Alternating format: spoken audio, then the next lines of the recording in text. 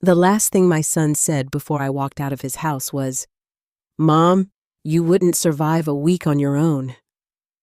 He said it while standing in the kitchen I had cleaned for years with my granddaughter, sitting silently at the table, and my daughter-in-law pretending not to hear. I remember gripping my purse so tightly that my hands hurt because a part of me almost believed him. 3 months later, my phone rang at 1:17 in the morning. It was my son, the same man who said I needed him to survive. He was crying so hard I could barely understand his words. "Mom, please answer me. I don't know what to do anymore." And at that moment, I realized that the person who couldn't survive alone had never been me. If you've ever been told that you're too old, too weak, or too dependent to start over, I'd love to hear your story. Please like and subscribe if stories like mine speak to your heart. And if you're watching tonight, tell me where you're from and what time it is where you are. Sometimes it helps to know that none of us are truly alone. People often assume that loneliness begins after your children leave home. For me, it began after I moved back in with mine. 3 years earlier, my husband Robert died on a rainy Thursday afternoon in Columbus, Ohio. 40 years of marriage ended with a quiet beep from a hospital machine and a doctor placing a hand on my shoulder. One moment I was a wife, and the next I was simply a 64-year-old woman standing beside an empty bed. For several months, I stayed in our house alone. I slept on only one side of the bed. I cooked too much food. I still bought Robert's favorite coffee without thinking. Every room carried his voice, his laugh, and his habits. Sometimes I would wake up believing he was downstairs watching television. When my son Ethan suggested that I move in with his family, I thought it was an act of love. "Mom, you shouldn't be alone," he said. "We've got plenty of space. Lily would love having you around." I remember feeling grateful. At the time, Ethan was 39 and worked for a small real estate company outside Cleveland. His wife Melissa worked remotely in marketing. Their daughter Lily was 9 years old when I first moved in. The house was large enough for everyone. At least that's what I believed. The first few months felt wonderful. Lily sat beside me every afternoon while doing homework. Ethan hugged me every morning before work. Melissa thanked me whenever I made dinner. "You've saved us," she said one evening. Those words meant everything to me. After losing Robert, I desperately wanted to feel useful again. So I cooked, I cleaned, I folded laundry, I picked Lily up from school, I packed lunches, I organized closets, I watered plants, I scheduled doctor's appointments. No one asked me directly. I simply stepped into the empty spaces because that's what mothers do. At first, everyone appreciated it, but appreciation has a strange way of turning into expectation. 6 months later, nobody thanked me anymore. Dinner appeared on the table because it always had. Laundry folded itself because Grandma handled it. The kitchen stayed clean because Clara took care of it. I became invisible. Every morning I woke up before everyone else. I made coffee, prepared breakfast, packed Lily's lunch. Then I drove her to school. When I returned home, Melissa was usually already working in her upstairs office. "Can you grab the dry cleaning?" she'd ask. "Can you sign for the package? Can you start dinner early?" She wasn't cruel, at least not then. She simply began assuming my time belonged to the household. One afternoon, I sat at the kitchen table balancing my own checkbook when Ethan walked in. "What are you doing, Mom?" "Just paying a few bills." He laughed. "You still write checks?" I smiled. "Old habits." He shook his head. "You should let me handle your finances someday. All this stuff is complicated now." At the time, I thought he was trying to help. Now I understand he had already begun seeing me as someone incapable. The strange thing is that I wasn't helpless. I still drove. I managed my own accounts. I handled my own insurance. I read books on my tablet. I paid my own medical bills. But none of those things were visible because people only saw me in an apron. And once someone sees you only in service, they stop seeing you entirely. Lily remained the brightest part of my days. She would sit beside me while I baked cookies. She asked questions about Robert. She loved hearing stories about when her father was little. "Was Dad always serious?" she once asked. I laughed. "No, he used to climb trees and break windows." She giggled. "I can't imagine that." Neither could I anymore. Ethan had changed, or perhaps adulthood had simply uncovered parts of him I had never wanted to see. Work stressed him. Bills worried him. He talked constantly about money investments, promotions, and property values. Sometimes he spoke to me the same way a manager speaks to an employee. "Mom, can you make sure Lily gets to soccer?" "Mom, I need those shirts ironed." "Mom, can you stay home Thursday for the repairman?" Not once did he ask whether I had plans, because mothers are expected to have none. One evening, I overheard Ethan and Melissa talking in the living room. "We save a fortune having your mom here," Melissa said.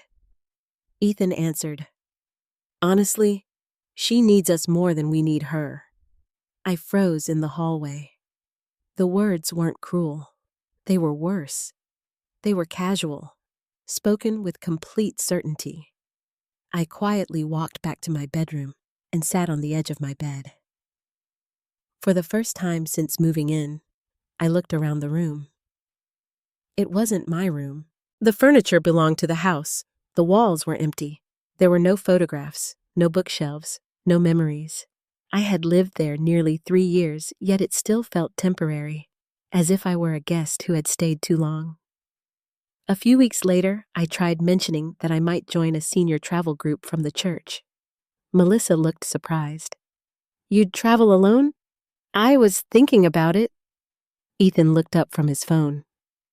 "Mom, that's probably not a good idea." "Why?" He shrugged. "You've been out of the world for a long time."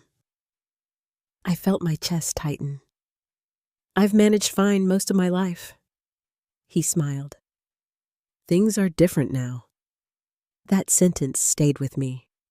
Things are different now. As if age had quietly removed my ability to survive. As if losing my husband had somehow made me incapable. That night, I sat beside my bedroom window and looked at the backyard. Lily's bicycle leaned against the fence. The porch light glowed softly. Inside the house, I could hear Ethan laughing at television.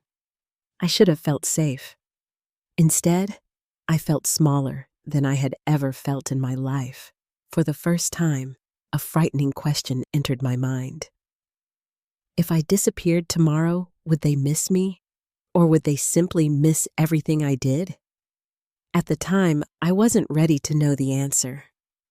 But life has a way of forcing us to ask the questions we've spent years avoiding. And although I didn't realize it yet, the day was coming when my son would look directly at me and say the words that would change everything. "You wouldn't survive alone." The painful truth was that part of me already feared he might be right. The night my son humiliated me began like dozens of other family evenings. It was a Saturday in early October, and Ethan had invited 2 couples from his office over for dinner. The weather outside had already turned cold, and the maple trees in the neighborhood had started shedding orange leaves across the sidewalks. I spent most of the afternoon cooking. I made roasted chicken, mashed potatoes, green beans with almonds, fresh dinner rolls, and the apple pie that had always been Ethan's favorite when he was a boy. Melissa had been upstairs working. Ethan had spent the afternoon watching football. Lily sat at the kitchen counter helping me peel apples. "This smells amazing, Grandma," she said. I smiled. "Your father used to eat half the pie before dinner." She laughed. "Dad?" "Oh yes, when he was 12, he once hid an entire pie under his bed." She couldn't stop giggling. Those moments with Lily had become my refuge. She still saw me as a person, not as an employee, not as free labor, just Grandma. By 6 o'clock, the guests arrived. Ethan introduced them proudly. There was Mark and his wife Jennifer, and another couple, David and Rebecca. Everyone carried bottles of wine and complimented the house. Melissa immediately began entertaining. Ethan poured drinks. I brought appetizers to the living room. One of the women smiled politely. "You must be Ethan's mother." "Yes." "It's wonderful that you live together." Ethan answered before I could. "It works out well. Mom keeps us all alive." Everyone laughed. I forced a smile. At first, it seemed harmless. But throughout the evening, Ethan kept making comments. "Mom still writes checks. Mom refuses to use online banking. Mom calls me whenever her phone updates." Each remark earned another laugh. I tried telling myself he was only joking, but jokes reveal things people already believe. During dinner, the conversation turned to retirement. Jennifer mentioned that her mother had recently moved to Florida alone. "She's 70 and travels everywhere," she said. "She just got back from Italy." I quietly said, "I've always wanted to see Italy." Before anyone could answer, Ethan laughed. "Mom going to Italy alone would be a disaster." Several people chuckled. I felt my face grow warm. "Why would it be a disaster?" I asked softly. He cut his chicken. "Because you'd get lost in 5 minutes." "I don't think so." "Mom, you barely use GPS." Melissa smiled awkwardly. "She does call Ethan whenever technology acts up." I looked at my plate. I suddenly felt like a child sitting at an adult table. David tried changing the subject. "My mother surprised us all after my dad died. She became very independent." Ethan took a sip of wine. "That's great, but my mom isn't built that way." The room became quiet. I looked up. "What do you mean?" He shrugged. "You've always had Dad, then us." "I took care of your father for years." "I know. I handled our finances." He smiled politely. "Things are different now." Those 4 words again. Things are different now. Jennifer spoke carefully. "I'm sure your mother could manage if she wanted to." Ethan laughed. "No offense, Mom, but you wouldn't survive a week on your own." The words landed like a slap. Nobody spoke. Even Lily stopped eating. I heard the ticking clock above the kitchen doorway. I heard dishes clink. I heard my own breathing. I looked directly at my son, the little boy I had carried when he had a fever, the boy whose science projects I had built, the teenager whose college applications I had helped complete, the man whose rent I had once secretly paid after his first business failed.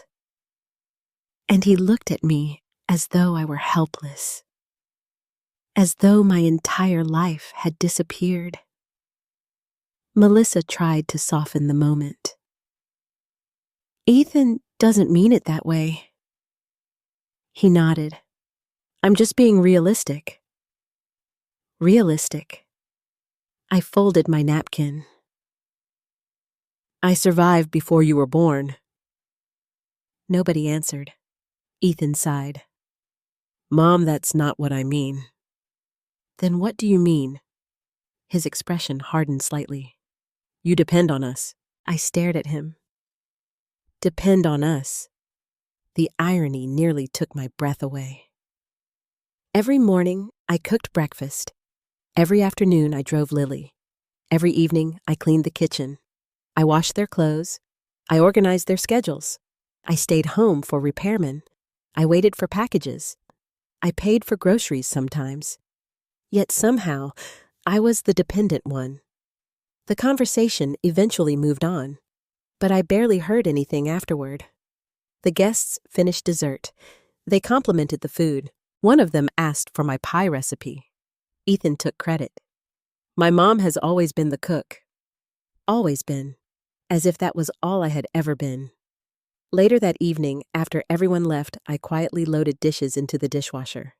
Melissa carried glasses into the kitchen. Don't take Ethan seriously. I kept washing plates. He was joking. I looked at her. Was he? She didn't answer, because both of us knew he meant every word. A few minutes later, Lily came into the kitchen. She hugged me around the waist. I think you could go to Italy. I almost cried.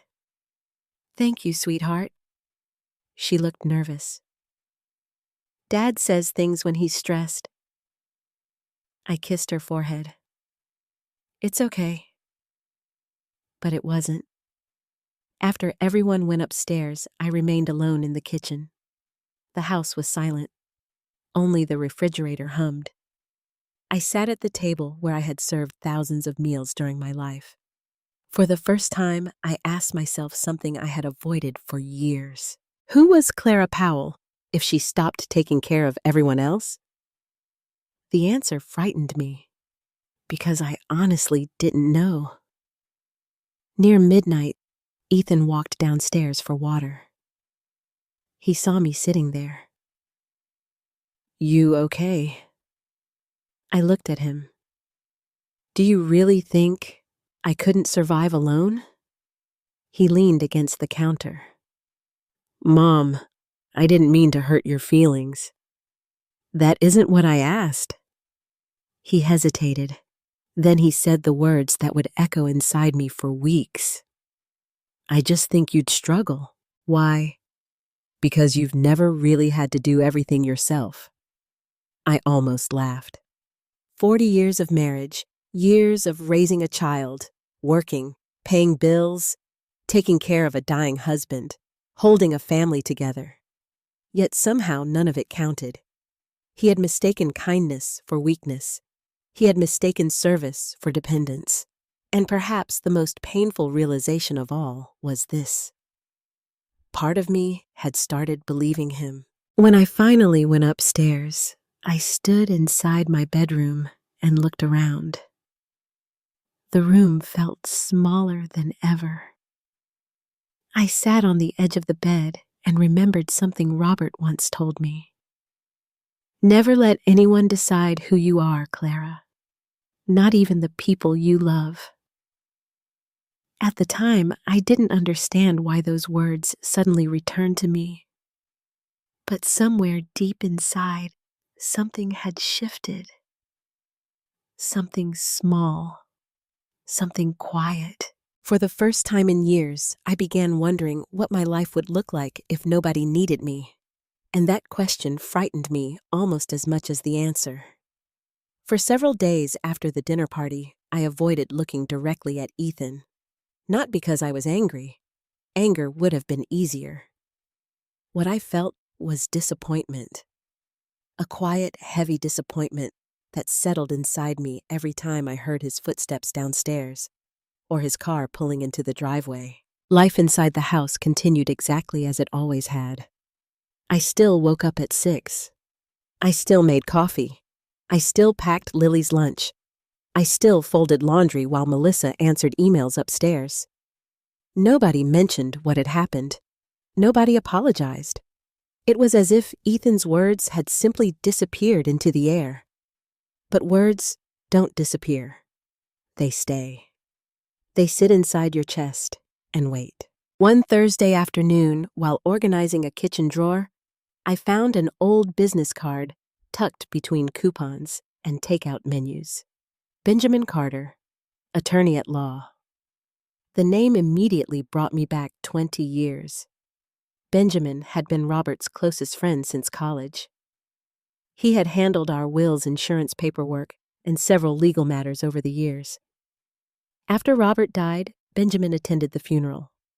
He hugged me tightly and said, "If you ever need anything, call me." I had never called until that day. My fingers trembled slightly as I dialed his office.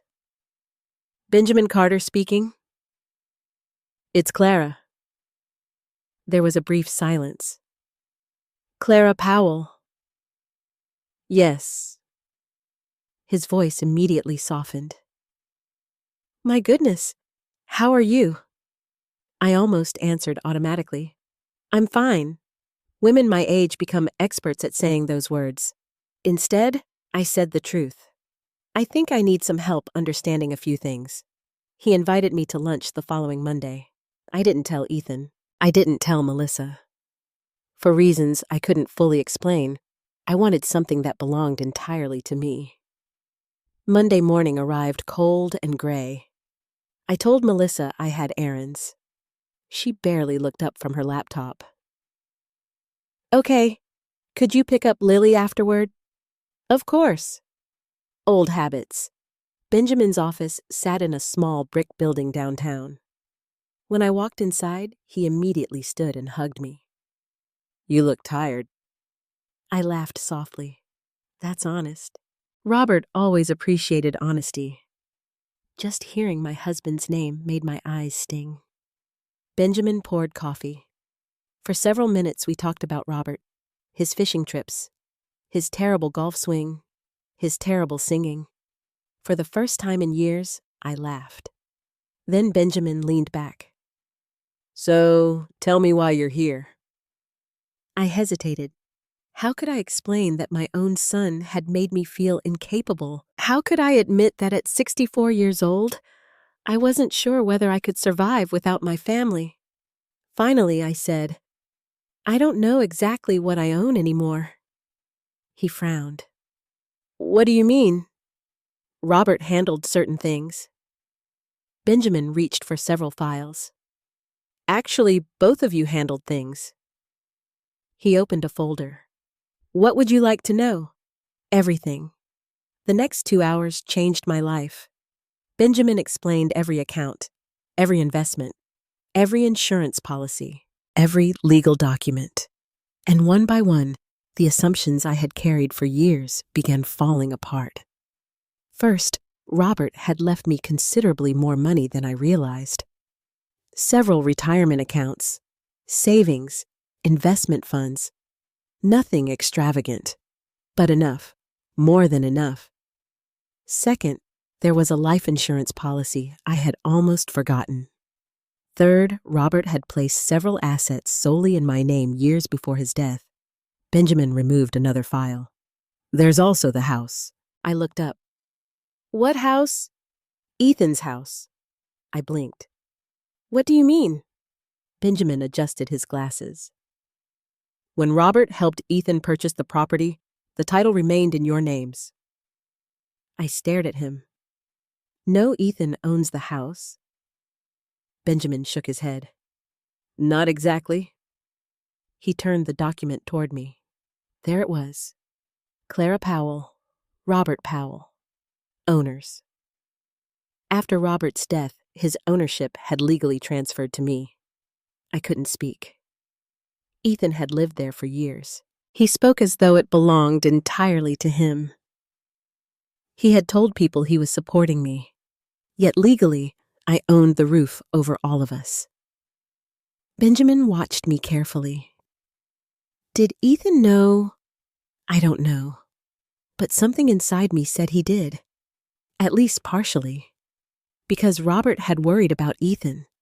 Not because he didn't love him. Because he loved him too much. Years earlier, Robert once sat beside me on our back porch. Ethan relies on people. He'll grow up. I hope so. At the time, I dismissed it. Parents often protect their children from uncomfortable truths. Benjamin pulled another paper from the file. Robert's handwriting. I immediately recognized it. My fingers touched the page. If Clara ever doubts her ability to stand on her own, remind her that she carried this family for decades. Tears blurred my vision. I could almost hear his voice. Benjamin quietly looked away. He wrote that after his diagnosis. I covered my mouth. Robert had known. He had known I might someday forget my own strength. For several minutes, neither of us spoke. Finally, Benjamin asked softly, Clara, are you happy? Nobody had asked me that question in years. Was I happy? I thought about my mornings, my chores, my routine, my silence. I thought about Ethan's words. You wouldn't survive alone. No, I whispered. Benjamin nodded. Then perhaps it's time to start asking yourself what you want. What did I want? The question frightened me.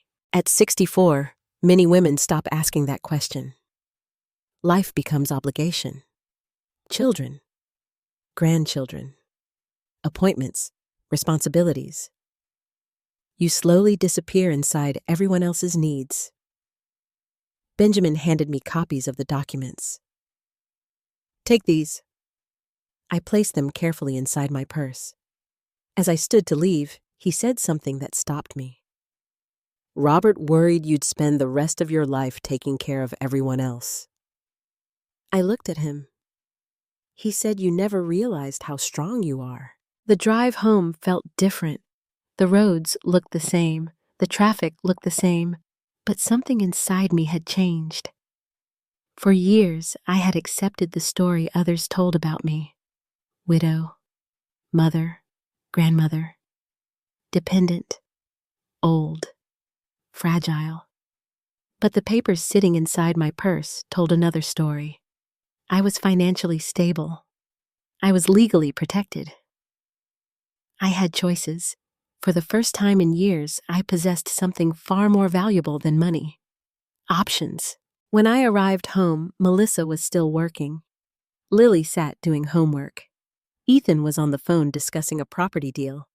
Nobody noticed anything different. I made dinner, served plates, cleaned dishes. Yet every movement felt strange, because I now knew something they did not. I was not trapped. That evening, I went upstairs and opened the old box containing Robert's belongings. Photographs, letters, his watch, a notebook. Inside the notebook, I found a sentence he had written years earlier. Someday, we should buy a small place near Lake Michigan. I smiled sadly. We had talked about retirement there, walks by the water, fishing, coffee on the porch, dreams that died when he did, or so I believed. I sat on the edge of the bed holding his notebook. Downstairs, I heard Ethan laughing at television, Melissa loading the dishwasher, Lily practicing piano. For years, I thought my future depended entirely on this house. That night, I began realizing something terrifying and something wonderful. Perhaps my future had been waiting somewhere else all along. After meeting Benjamin, I began noticing things I had ignored for years. Not because the people around me had changed, because I had. Once you realize you have a choice, every obligation suddenly feels different. The following Saturday morning, I stood in the kitchen making pancakes, while Ethan sat at the table scrolling through his phone. Melissa was upstairs. Lily was still sleeping. The television played quietly in the living room. Everything looked normal. But inside me, something had shifted. Ethan glanced up. Mom, Lily has soccer at 10. I nodded. Okay. And can you stop by the grocery store afterward? Melissa needs some things. All right. Then he added, also, the repairman is coming Monday. Can you stay home? The old Clara would have said yes immediately. Instead, I asked, what time? I don't know. I have an appointment Monday. He frowned. What appointment? Just something personal. He looked surprised. For a moment, he actually seemed confused that I might have a life he didn't know about. Can you reschedule it? I'd rather not. The silence that followed felt strange. Not because I had said no, because I had finally said something other than yes. Over the next 2 weeks, similar moments continued. Melissa asked if I could spend an entire afternoon cleaning the guest room. I said I wasn't available. Ethan wanted me to watch Lily on a Friday evening. I explained I had plans. The truth was simple. Most of those plans involved nothing more than driving to a park or sitting in a coffee shop alone. But they were mine, and after years of belonging to everyone else, even a cup of coffee by myself felt rebellious. One afternoon, I drove nearly 40 minutes to a bookstore outside town. I bought a travel magazine. Inside was an article about Lake Michigan.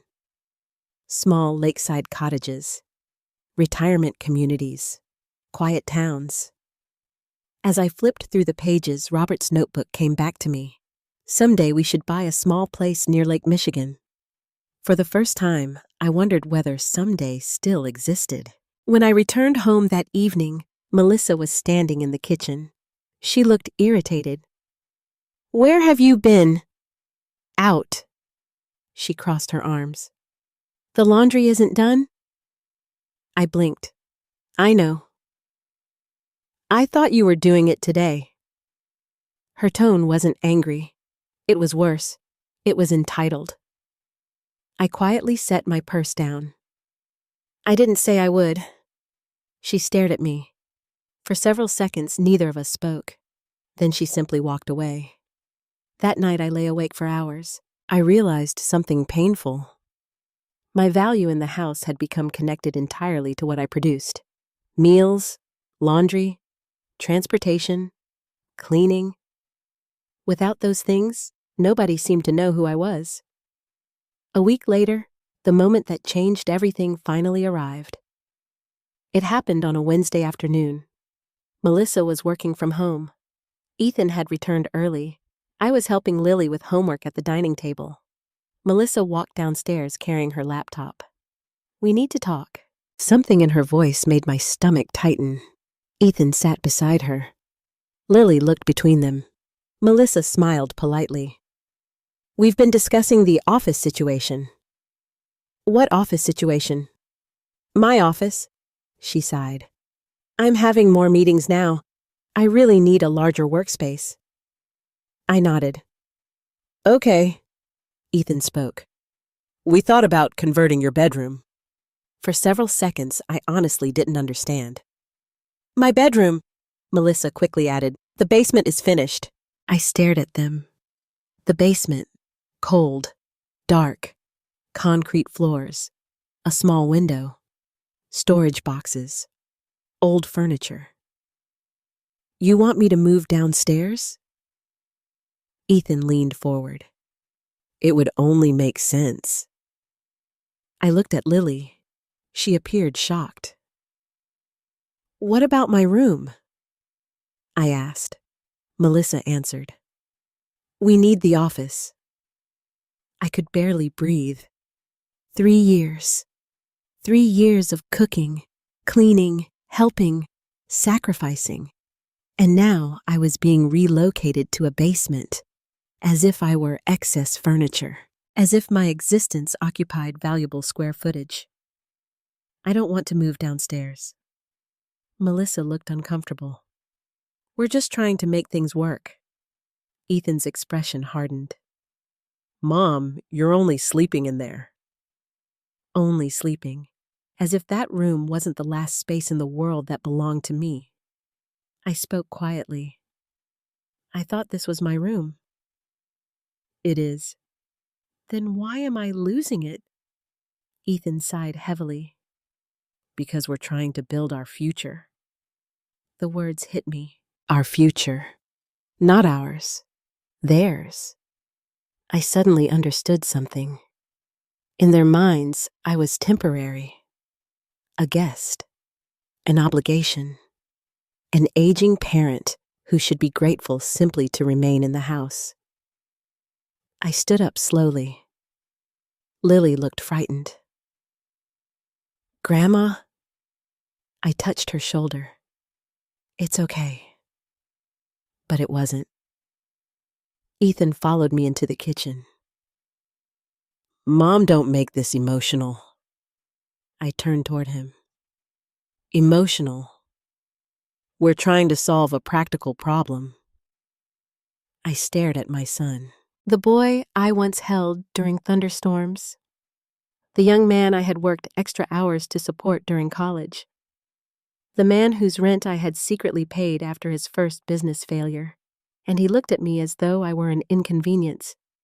Then he said the sentence I would remember for the rest of my life. You should be grateful you still have somewhere to live. The kitchen became silent. Even Ethan seemed surprised after saying it, but the words had already escaped. You should be grateful. Something inside me finally broke. Not loudly, not dramatically, quietly, like ice cracking beneath your feet. Because suddenly, I understood. No matter how much I gave, it would never be enough. No matter how useful I became, I would always owe them. No matter how hard I worked, I would still be considered dependent. That evening, I sat alone in my bedroom, the room they wanted, the room that apparently no longer belonged to me. I opened Robert's notebook. My eyes stopped on the same sentence. Someday, we should buy a small place near Lake Michigan. For several minutes, I stared at those words. Then I did something I hadn't done in years. I opened my laptop. I searched small cottages near Lake Michigan. Dozens of listings appeared. One particular photograph caught my attention. A white cottage, blue shutters, small porch, trees, a lake visible in the distance. I felt tears forming. Not sadness, something else. Hope. The following morning, I called Benjamin. I need a favor. What is it? I want to know whether it's possible to start over at 64. There was a long silence. Then he laughed softly. Clara, it's possible to start over at 84. That afternoon, while making dinner, I watched Ethan sitting in the living room. Melissa worked upstairs. Lily finished homework. Everything looked exactly the same. But I knew something they didn't. For the first time in years, I was no longer asking whether I could survive alone. I was beginning to wonder whether staying was what might destroy me. And somewhere deep inside my heart, a decision had already begun. They just didn't know it yet. For nearly 2 weeks after the conversation about the basement, I said very little. Not because I had forgiven them, because I had finally stopped trying to convince them. People only hear what they are prepared to hear. And Ethan had already decided who I was. An aging widow, a dependent mother, a woman who should be grateful. Meanwhile, something quiet had begun happening inside me. I started making plans. Small plans, private plans. I called the real estate agent whose number I had saved from the Lake Michigan listing. Her name was Susan Miller. She spoke warmly over the phone. The cottage is still available. My heart began racing. Could I see it? Of course. The following Friday, I told Ethan I was spending the day with an old friend. He barely looked away from his computer. Okay. Melissa asked, Can you pick Lily up afterward? I paused. No, you'll need to make other arrangements. She looked surprised. Oh, that one small word told me everything. They had stopped asking. They simply assumed. I drove nearly 4 hours north. The farther I traveled, the lighter I felt. The highways slowly gave way to smaller roads lined with trees. The air changed. The noise disappeared. When I finally reached the lakeside town, the first thing I noticed was the water. Lake Michigan stretched endlessly before me. Gray, quiet, beautiful. Robert would have loved it. Susan met me outside the cottage. It was even smaller than the photographs. White siding, blue shutters, a small porch, 2 bedrooms, a kitchen, an old fireplace, and behind the house, a narrow path leading toward the lake. It's modest, Susan said. I stepped inside. The wooden floors creaked. Sunlight entered through the windows. everything smelled faintly of cedar and old books.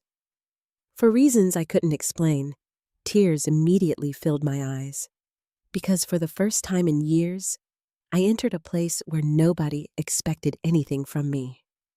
No laundry, no meals, no schedules, no obligations, only silence. Susan left me alone for a few minutes. I walked from room to room. In my mind, I could almost see Robert standing beside me. He had always wanted a porch facing the water. He wanted fishing poles by the door, morning coffee outside, retirement, dreams, dreams we never reached. Until now. As I stood by the window, I suddenly realized something. I wasn't looking at a house. I was looking at my future. The drive home was difficult because I knew. I already knew. I wasn't going back to Ohio permanently. 2 days later, I called Benjamin. I want to buy it.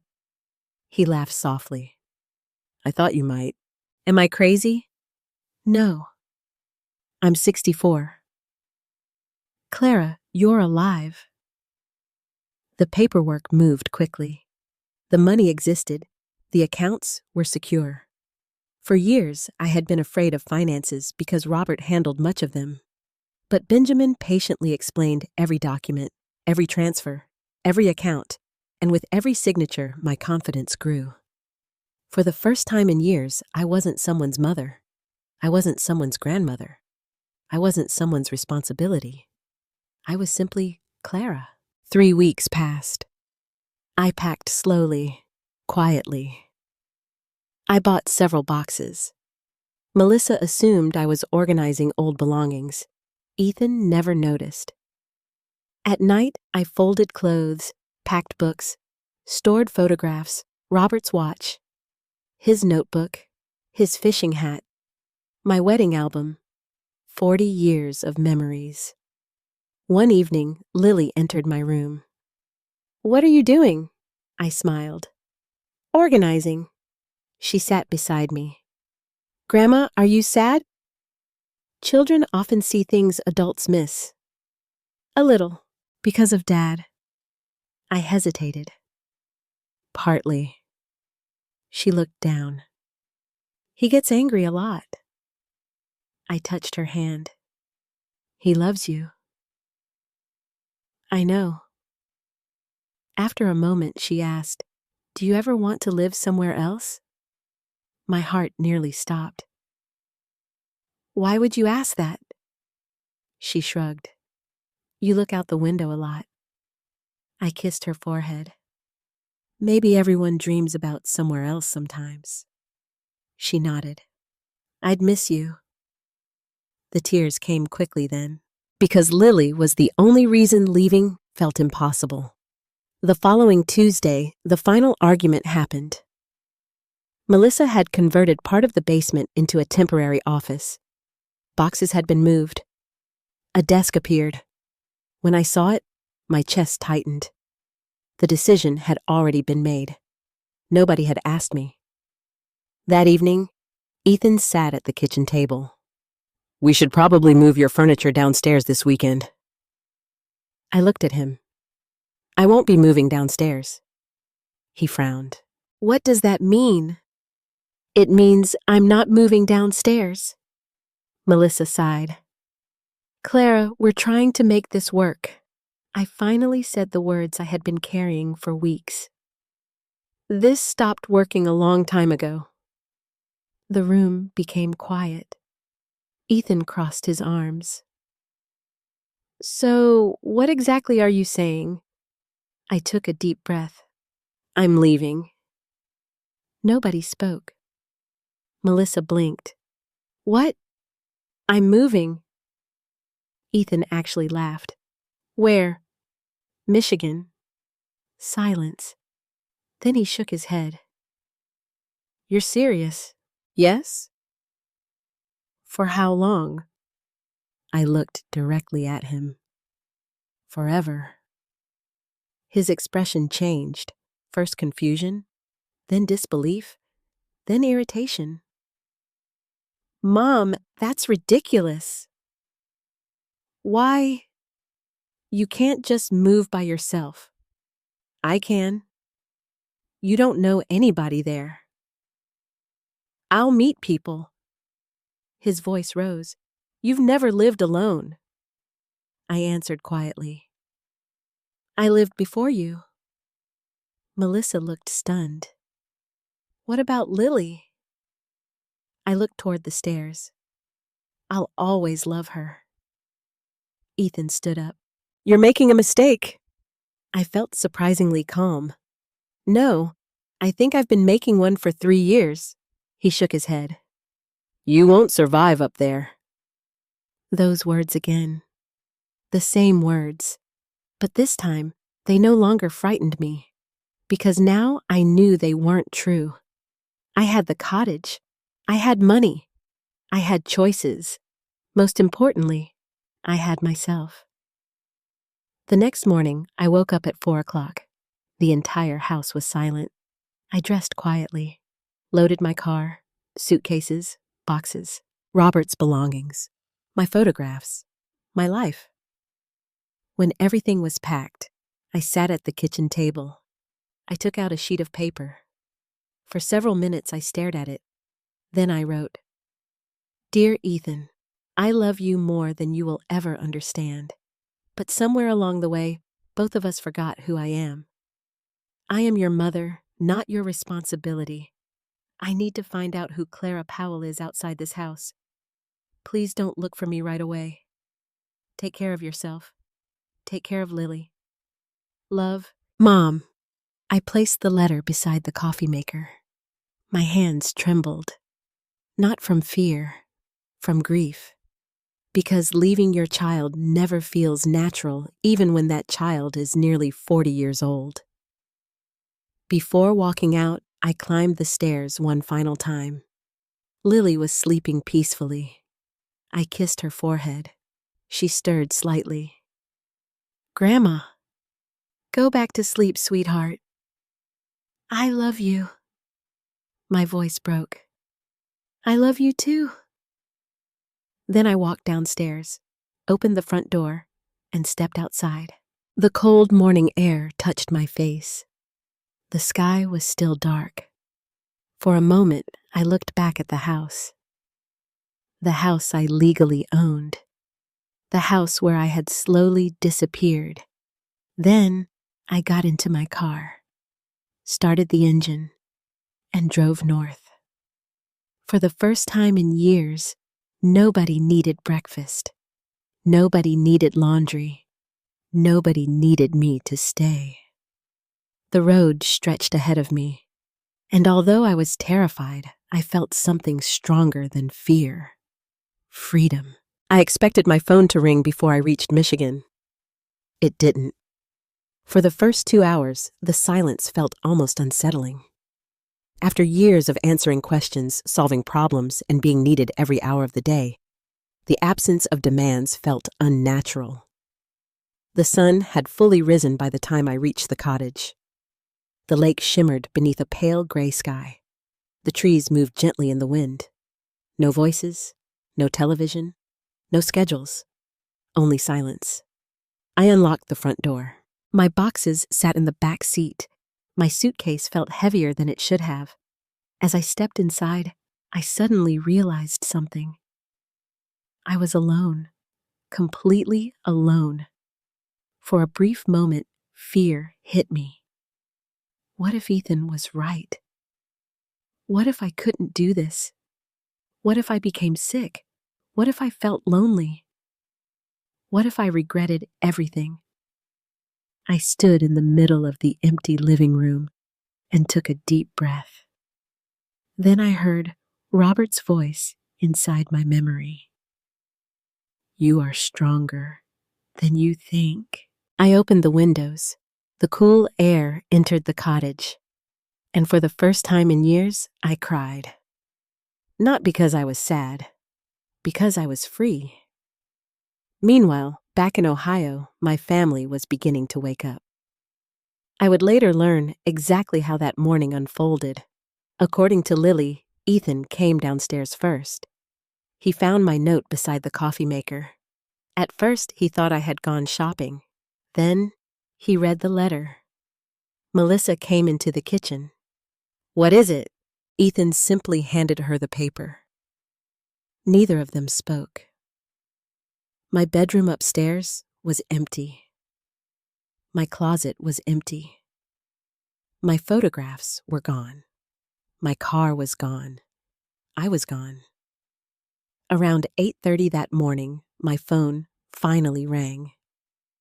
Ethan. I stared at the screen.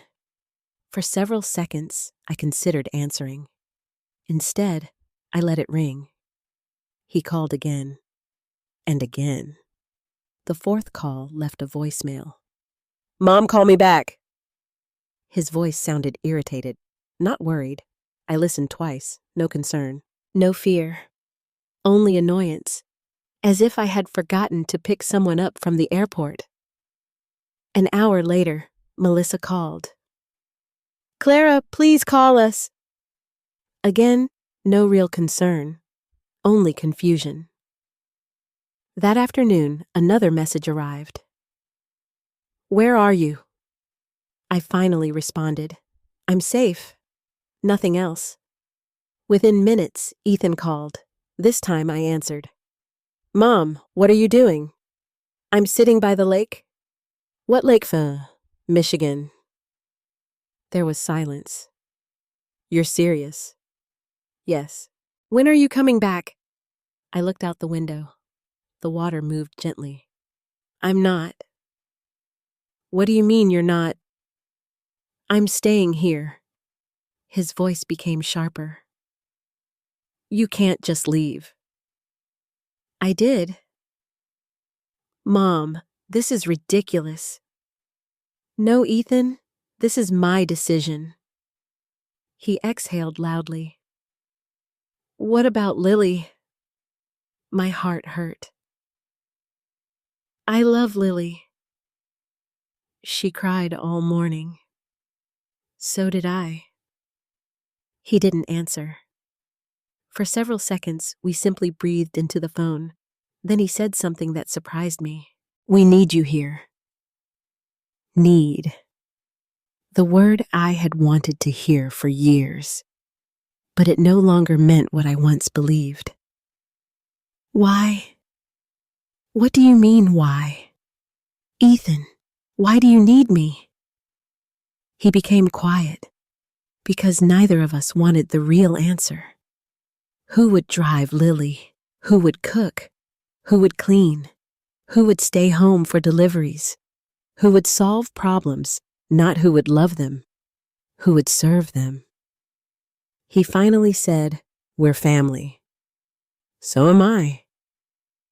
He sounded frustrated. "You know what I mean?" "No, I don't think I do."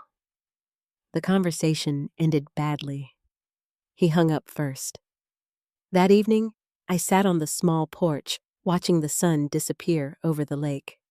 The sky turned orange, then pink, then gray. The silence no longer frightened me. It comforted me. I slept deeply that night. The next morning, my phone exploded with messages. "Melissa, Lily won't eat breakfast. Ethan, call me." "Melissa, please talk to him." "Ethan." "Mom, this isn't funny." I set the phone aside.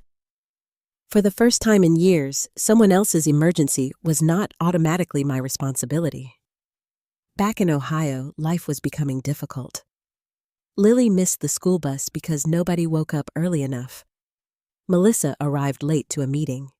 The kitchen remained dirty. The laundry piled up. Soccer practice became complicated.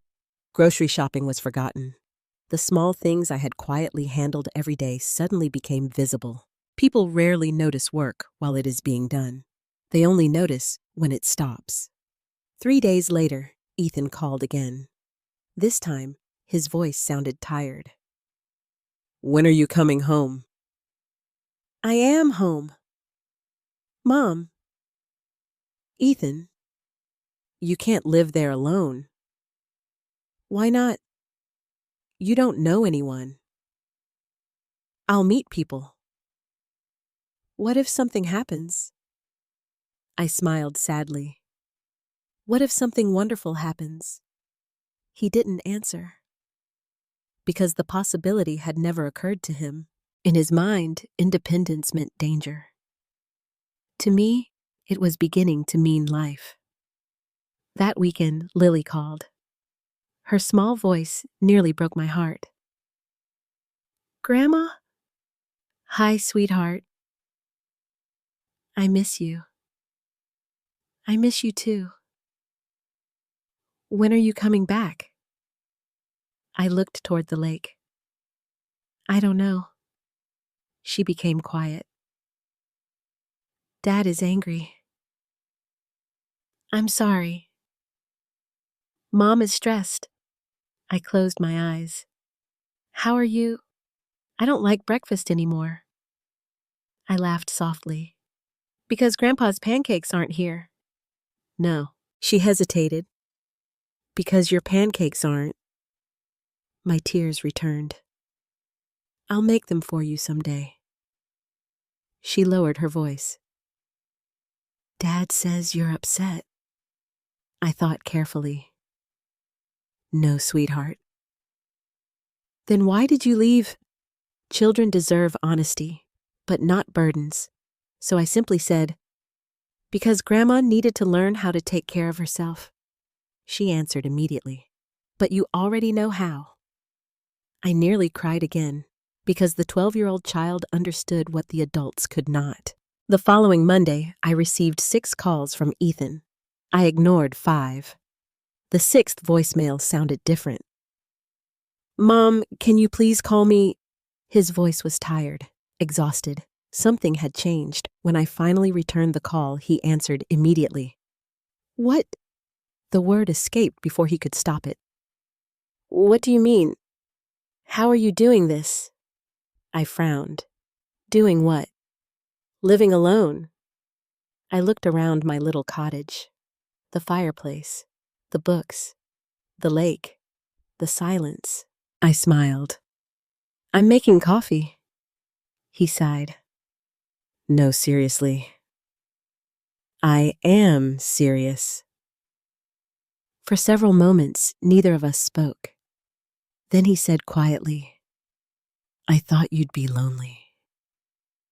I was lonely before. That sentence stunned both of us. Because it was true. Living with people does not guarantee companionship. Sometimes loneliness sits beside you at the dinner table. Sometimes it sleeps under the same roof. And sometimes you must leave the people you love in order to find yourself again. As the call ended, I realized something important. Ethan still believed I would eventually return. He believed this was temporary, a phase, an emotional reaction. He had no idea that every morning I woke up stronger. Every day I became more certain. And while I was slowly learning how to live again beside a quiet lake, my son's carefully organized life was beginning to unravel. He simply didn't know it yet. The first month in Michigan felt both frightening and beautiful. Every morning I woke up expecting someone to call my name. No one did. No breakfast orders, no forgotten lunches, no schedules attached to the refrigerator. Only sunlight entering the bedroom window and the sound of waves moving against the shore. For years, my identity had depended entirely on being needed. Without that responsibility, I sometimes felt lost. One morning, I stood in the kitchen, staring at 2 eggs. Only 2. For decades, I had cooked for an entire family. Now I didn't know how to cook for one person. The silence still surprised me. At first, I kept the television on all day. I needed noise, something familiar. But gradually, I began opening the windows instead. The wind became company. The lake became company. Even the birds outside seemed to remind me that life continued whether or not someone was waiting for dinner. About 2 weeks after moving in, I met Nancy Walker. She lived in the blue house across the street. She was 66, widowed, and possessed the kind of energy I had forgotten older women could have. The first time we met, I was struggling to carry groceries from my car. She walked over without hesitation. "You must be the new neighbor." I smiled. "I guess I am." "I'm Nancy." "Clara." She pointed toward the lake. "You picked the best view in town." We stood talking for nearly 30 minutes. She told me about her husband who had died 6 years earlier.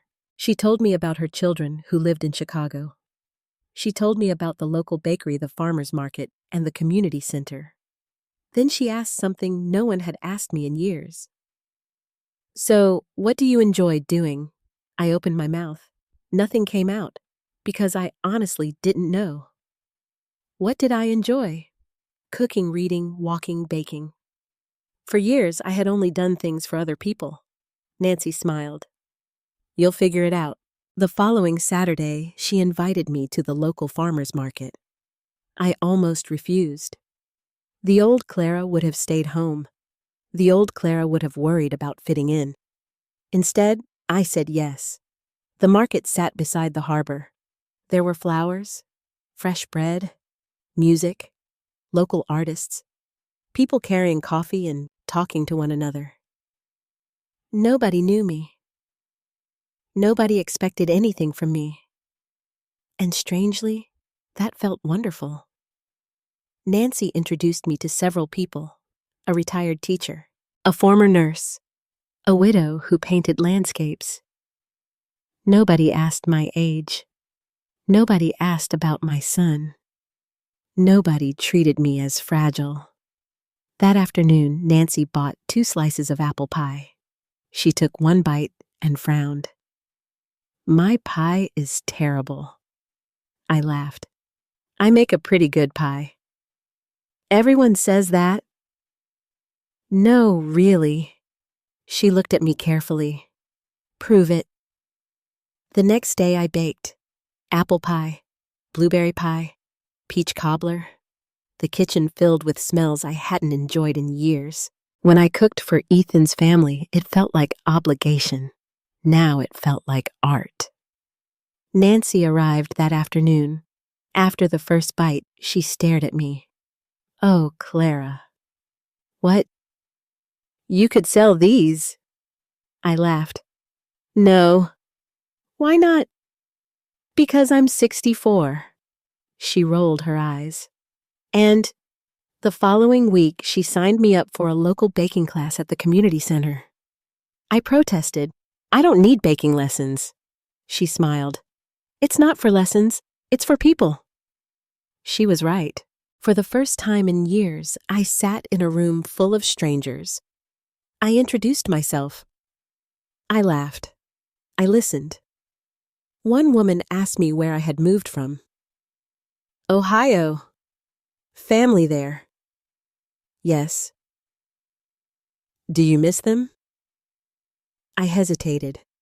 "Some of them." The class became a weekly routine. Slowly, my world began expanding. Morning walks, coffee with Nancy, books from the library, baking classes, farmers markets, and every evening I sat beside the lake. The fear that had followed me from Ohio slowly began disappearing. Meanwhile, life back home was becoming increasingly difficult. Ethan called less often. When he did call, he sounded tired. Melissa rarely spoke to me. Lily still called every Sunday. One afternoon, she said, "Dad burned dinner."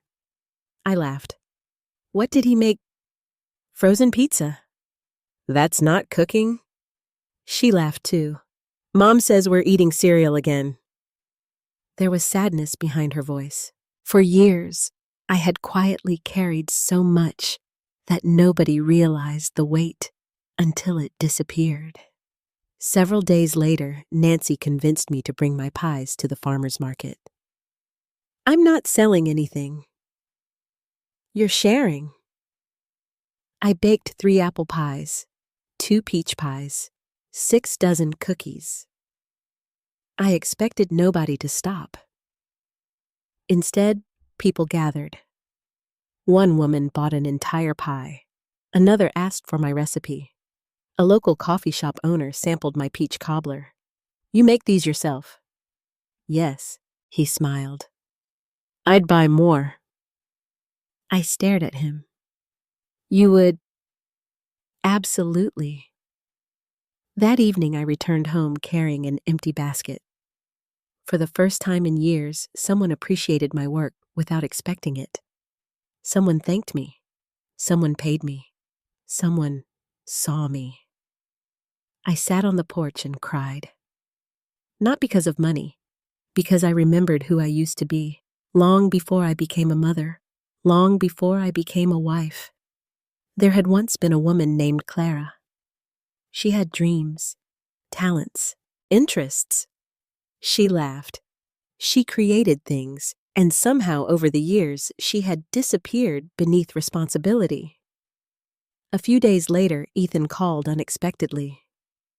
"Mom." "Hi." "What are you doing?" I looked down at flour covering my hands. "Baking." "For who?" "A coffee shop." Silence. "What?" "They want to sell some of my pies." He sounded genuinely confused. "You mean, like a business, I suppose?" He didn't know what to say. Neither did I. Because for the first time in my life, I wasn't talking to him as his mother. I was talking as myself. That evening, Nancy and I sat by the lake. The sun disappeared behind the water. She asked quietly, "Do you regret leaving?" I thought about Ethan. I thought about Lily. I thought about the empty room upstairs. Then I looked toward my cottage, my home, my future. "No," she smiled. "Good." I looked at the water. I think I was disappearing there. Nancy nodded. "A lot of women do."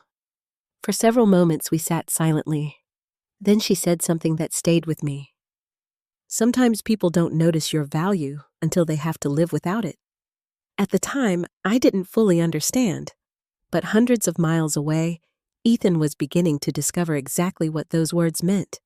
Because while I was finally building a life of my own, the life he believed he controlled was quietly beginning to fall apart. And very soon, he would be forced to face truths he had avoided for years. By the beginning of December, I had been living in Michigan for nearly 2 months. The trees had become bare. The lake looked darker. Cold winds swept through the town every morning, and sometimes snow covered the small path behind my cottage. Yet I had never felt more alive. My pies were now being sold at a local coffee shop twice a week. The owner, Michael, had even placed a handwritten sign beside the display. "Clara's Homemade Pies." Every time I saw my name, I smiled. Not because of the money, because I existed again. People greeted me at the market. Nancy stopped by every afternoon. I joined a book club. I even began planning a short trip to Chicago in the spring. Meanwhile, back in Ohio, the foundation beneath Ethan's life had started to crack. At first, I only noticed small things. He called more often. His voice sounded tired. He asked strange questions. How much did groceries cost when Dad was alive? Did you ever use credit cards? How expensive is homeowner's insurance now? Questions he had never asked before. One evening, he called while I was washing dishes. "Mom, do you remember how much you used to contribute to the house?" I dried my hands. "What do you mean? You used to buy groceries sometimes." "Yes. And help with utilities. Occasionally." He hesitated. "Why?" Because for the first time, he was adding numbers. The invisible labor had finally become visible. I suppose I never realized. I smiled sadly. Most people don't. After we hung up, I sat quietly at the kitchen table. Years of small contributions, groceries, school clothes, gas money, medical expenses, birthday gifts, utility bills. I had never kept track because family wasn't supposed to be accounting, but now the absence of those small contributions was becoming impossible to ignore. A few days later, Lily called. Grandma. Hi, sweetheart. Dad hired someone. Hired someone for what? Cleaning. I nearly laughed. Really? She comes twice a week? Do you like her? She's okay. She hesitated. Mom says she's expensive. I looked out the window. Snow had begun falling. Everything costs money. Lily lowered her voice. Dad and Mom argue a lot now. My heart sank. What about, I don't know. Children always know more than adults think. Are you okay? I miss you. I miss you too. She became quiet. Grandma. Yes. Were you really doing all those things? I smiled. What things? The cleaning, the cooking, everything. I thought for a moment. Most of them. Why? The answer was simple. Because I loved them. But love and sacrifice are not always the same thing. Because I wanted to help. She was silent. Then she said something that stayed with me. Dad says he didn't realize. Neither had I. The following week, Ethan arrived at my cottage without warning. I opened the door and nearly dropped the coffee mug in my hand. Ethan. He looked exhausted. There were dark circles beneath his eyes. His jacket was covered in snow. I was nearby. Michigan was 4 hours away. He wasn't nearby. I stepped aside. Come in. He looked around the cottage, the fireplace, the books, the pie cooling on the counter, the lake outside the window. He seemed confused, as though he had expected something different, perhaps loneliness, perhaps failure. Instead, he found peace. You really live here? I smiled. Yes. He sat at the kitchen table. For several minutes, neither of us spoke. Finally, he said, This place is nice. Thank you. He looked toward the lake. I didn't think you'd stay. I know. He rubbed his forehead. We've been struggling. The word surprised me. We. Not me. Not you. We. What kind of struggling? He hesitated. Everything costs more than I thought. I remained quiet. The cleaning service, childcare, food. He looked embarrassed. Melissa had to reduce her hours. What about your work? He immediately looked away. That small movement told me more than his words. Something was wrong. He changed the subject. Mom, you know you could come back. There it was. The real reason for the visit, not concern, not reconciliation. Hope. Hope that things could return to normal. I sat across from him. Ethan, what exactly are you asking? He sighed. We need help. The honesty surprised both of us, because for the first time he wasn't pretending.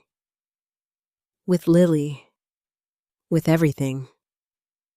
I nodded slowly. That's different from saying I couldn't survive alone. His face reddened. I didn't mean... You did. He looked down. The room became quiet. Finally he said, I guess I thought you needed us. I answered softly. No, I needed respect. He didn't speak. The next morning, he left early. Before driving away, he stood beside his car. Mom. Yes. Did Dad really handle everything? The question felt strange. Not everything. What did you handle? I smiled. Most of your childhood. He laughed quietly. Then his expression changed. I mean, financially. I looked at him carefully. Why are you asking? He hesitated. My business investment isn't doing very well. My stomach tightened. What investment? It's nothing. Ethan. He looked away. I put money into a commercial property project. How much? He didn't answer. And suddenly, I understood. The exhausted face, the arguments, the questions about money, the surprise over grocery bills. There was more happening than he wanted me to know. He climbed into the car. I'll call you. As he drove away, I stood on the porch watching the snow fall. Something was changing. The confident man who had once declared I couldn't survive alone no longer looked certain. 2 weeks later, Melissa called. She had never called me directly before. Clara? Her voice sounded tired. Hello, Melissa. I wanted to ask you something. Okay. Did Ethan ever tell you about the investment? No. She exhaled slowly. He lost money. How much? A lot. How much? She became quiet. Almost everything. My heart sank. Apparently, Ethan had invested in a commercial real estate partnership that had collapsed months earlier. He had borrowed against savings, used credit, moved money, and he had hidden most of it, even from Melissa. Suddenly, everything made sense. His need for control, his insistence that I depended on him, his confidence. Sometimes the people who appear strongest are simply the most frightened. That night, I sat beside the fireplace thinking about my son, the little boy who once cried because he couldn't find his favorite toy, the teenager terrified of failing exams, the young man who feared disappointing his father. Perhaps Ethan had spent his entire life pretending to be stronger than he actually felt, and perhaps making me appear weak helped him feel powerful. Outside, snow continued falling. Inside, my phone remained silent. But I knew something now. The real crisis had only begun. The debts, the lies, the pressure. Everything Ethan had hidden was beginning to surface. And very soon, the man who believed he was saving everyone would discover that he had been the one needing rescue all along. January arrived with heavy snow. The lake outside my cottage had turned steel gray, and the trees stood bare against the winter sky. Most mornings I sat beside the fireplace with coffee and watched snow drift across the frozen grass. The holidays had come and gone. Christmas had been difficult. Lily spent several hours with me in Michigan. Ethan brought her himself. We exchanged gifts, shared dinner, and pretended everything was normal. But nothing was normal. Melissa had remained in Ohio. Ethan looked exhausted. Lily seemed worried, and I could feel the tension sitting quietly between us like an unwanted guest. After they left that evening, I stood at the front window, watching their car disappear into the falling snow. Something was changing. I simply didn't know how quickly. 3 weeks later, Ethan called unexpectedly. Mom! His voice sounded strained. Hi. Can I come up this weekend? I hesitated. Why, I just want to talk. There was something different in his voice, less confidence, less control. All right. Saturday morning arrived with freezing temperatures and strong winds from the lake. Around 11 o'clock, Ethan's car pulled into the driveway. He stepped outside carrying a small overnight bag. He looked older. The dark circles beneath his eyes had deepened. He had lost weight. His expensive winter coat looked wrinkled. For the first time in years, my son appeared uncertain. I opened the door. "Come in." He walked slowly through the cottage. The fireplace burned quietly. The kitchen smelled like cinnamon bread. The bookshelves were full. Photographs of Robert sat beside the window. Everything looked peaceful. Too peaceful. Finally, he sat at the kitchen table. "I still can't believe you live here." I smiled. "I know." He looked around again. "You're really happy." It wasn't a question. "Yes." He lowered his eyes. For several minutes, neither of us spoke. Finally, he said, "Things aren't good." I waited. "My investment collapsed." I nodded. "I know." He looked surprised. "Melissa called you." "Yes." He rubbed his face. "I lost nearly everything." "How much?" He hesitated. "Almost $200,000. I felt my stomach tighten. That was far more than I had imagined. How? It was supposed to be a commercial development project. And the company failed. Did you borrow money? He didn't answer immediately. Some. How much? Too much. The room became quiet.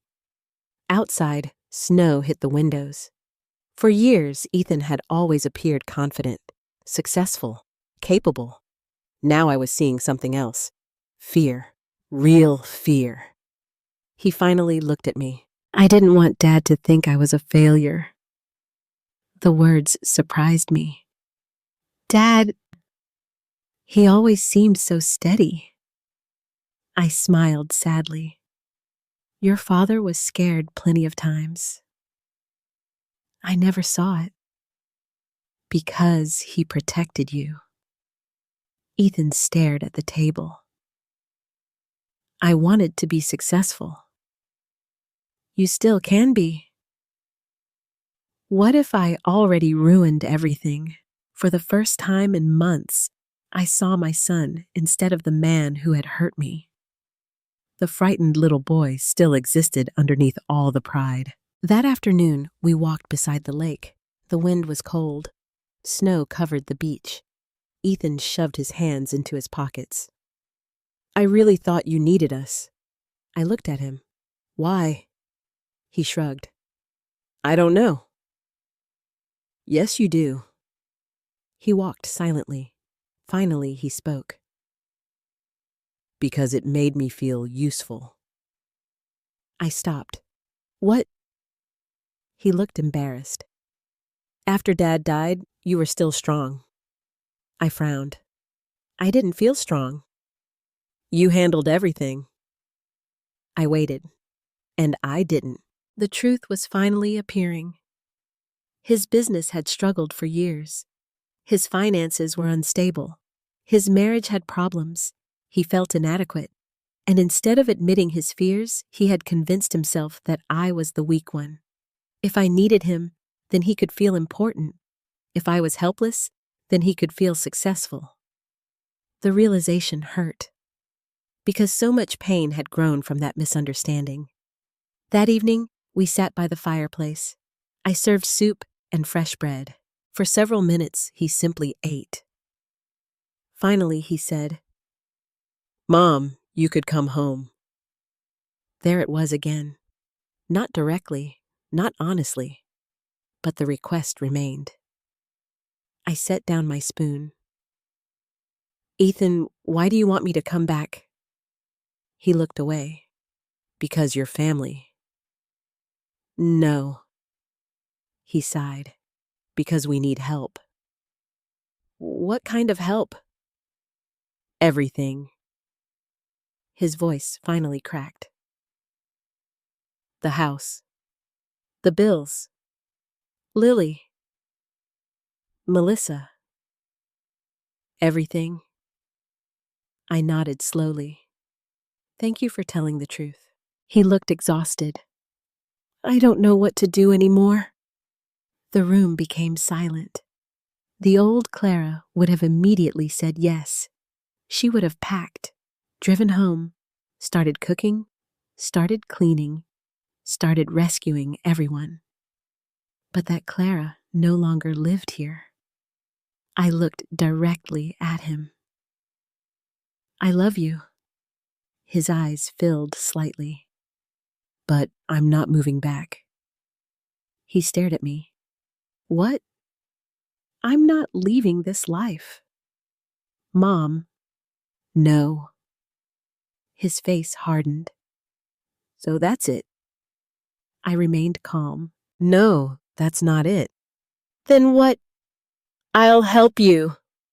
He looked confused. "But I won't save you." He leaned back. "I don't understand." "You need to solve your own life." His voice rose slightly. "I'm trying." "I know. What if I fail?"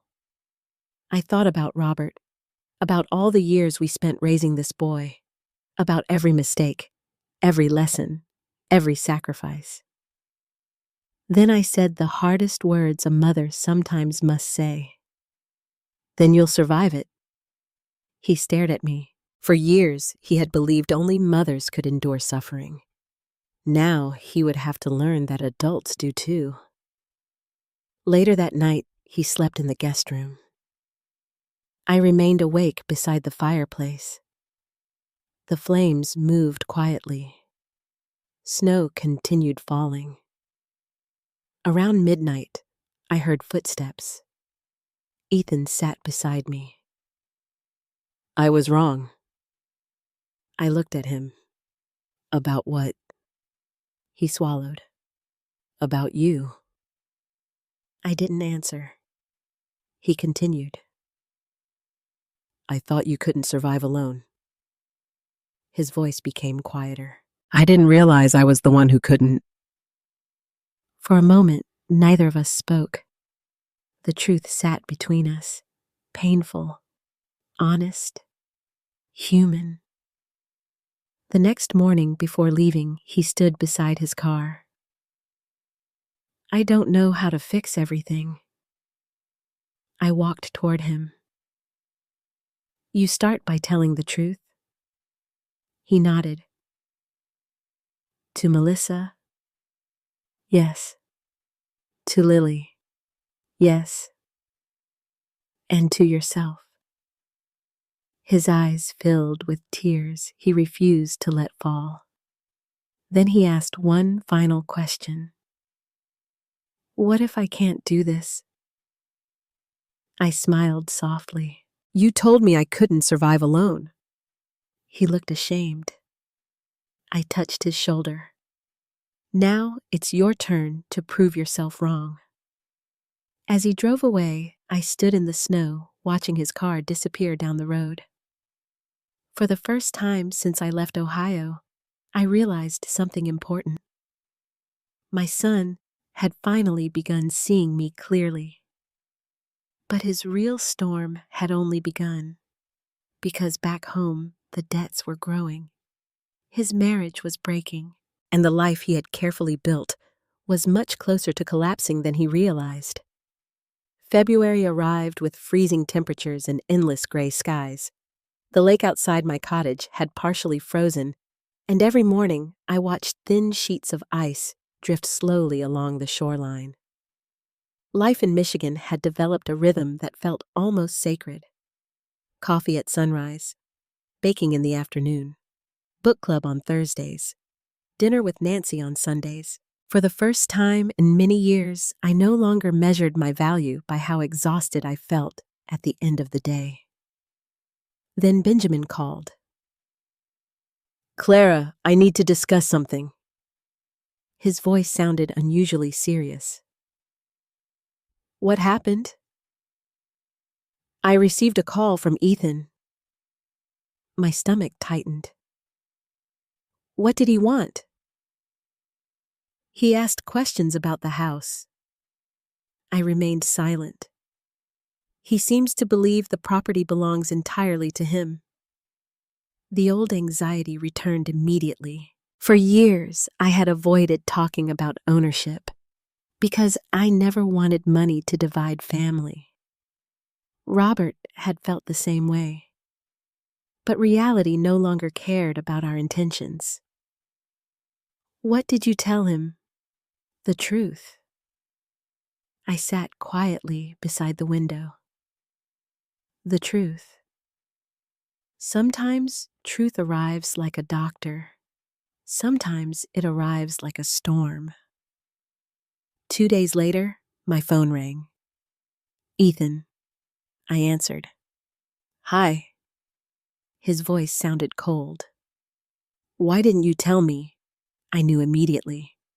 Tell you what? The house. I closed my eyes. What about it? The house belongs to you. Partly. No, it belongs to you. There was anger in his voice, but beneath the anger lived something else. Fear. Benjamin showed me the paperwork. I remained quiet. You knew. I recently learned the details myself. He laughed bitterly. So all this time I've been paying the mortgage on your house. Robert helped you buy it. That's not the point. No, the point is that we never discussed it. Silence. Then he said the sentence that hurt more than I expected. You could force us out. I looked at the snow outside. Do you really think I would do that? He didn't answer. Because suddenly, the balance of power had changed. For years, Ethan believed he had been protecting me. Now he discovered that the roof over his head legally belonged to the woman he thought was helpless. 3 days later, Melissa called. She sounded exhausted. Can we talk? Of course. For nearly an hour she spoke. The investment losses were worse than Ethan admitted. Credit cards were nearly full. Their savings had disappeared. Arguments had become daily. Ethan had borrowed money without telling her. Several bills had gone unpaid, and now the truth about the house had exploded inside their marriage. He never told me, she said quietly, about the house, about anything. I listened. For the first time, I heard fear in Melissa's voice. Not frustration, fear. I don't know who my husband is anymore. The sentence stayed with me after we hung up, because perhaps Ethan didn't know who he was anymore either. The following weekend, Lily called. Her voice sounded smaller than usual. Grandma? Hi, sweetheart. Mom and Dad fought again. My heart sank.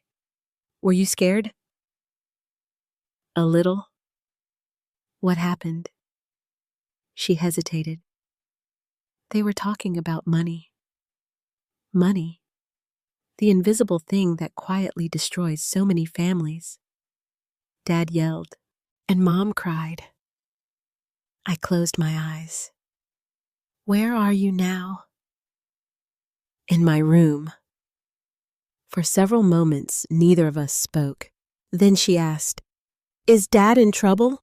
Children always understand more than adults realize. I think Dad is having a difficult time. She whispered, Can you fix it? That question nearly broke me, because for years the answer would have been yes. I would have rushed home, taken control, solved problems, protected everyone. But this time was different. No, sweetheart. She sounded confused.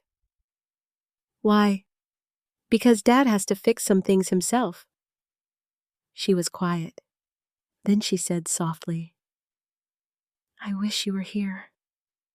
After we hung up, I sat alone beside the fireplace. The temptation to return felt enormous. Every mother carries that instinct. Your child hurts. You run toward the pain. But another voice inside me had finally grown stronger. If I returned now, nothing would change.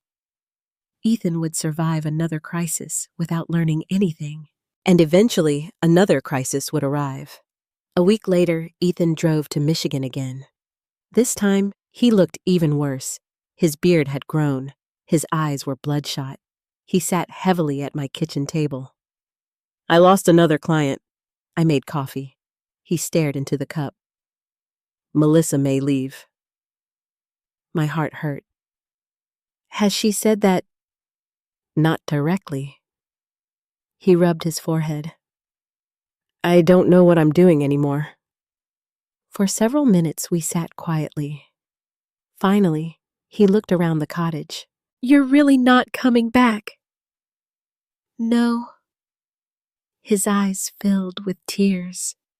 Not dramatic tears, exhausted ones. "I thought I was taking care of everyone," I answered gently. "You were trying to." "I failed." "No." He looked up. "You made mistakes." He laughed bitterly. "Same thing." I shook my head. "No, failure is refusing to learn." He sat quietly. Then something unexpected happened. My son began to cry. Not loudly, not dramatically. Simply tears falling down the face of a 39-year-old man who had spent his entire life pretending to be strong. "I'm scared." The words barely came out, and suddenly I saw him clearly. Not the businessman, not the husband, not the father. The frightened little boy who always worried he wasn't enough. The boy who wanted his father's approval. The boy who believed success made him worthy. I moved beside him. "I know." "What if I lose everything?" I looked toward the lake. "You won't." "How do you know?" "Because you still have yourself." He shook his head. "I don't even know who that is anymore." Neither of us spoke. The fire crackled quietly. Outside, snow continued falling. Eventually, he asked, "Did Dad know?" "Know what?" "That I was like this." I smiled sadly. "Your father worried because he loved you." "What did he say?" I thought about Robert sitting on our porch years earlier. "He said you depended on people more than you realized." Ethan lowered his head. He was right.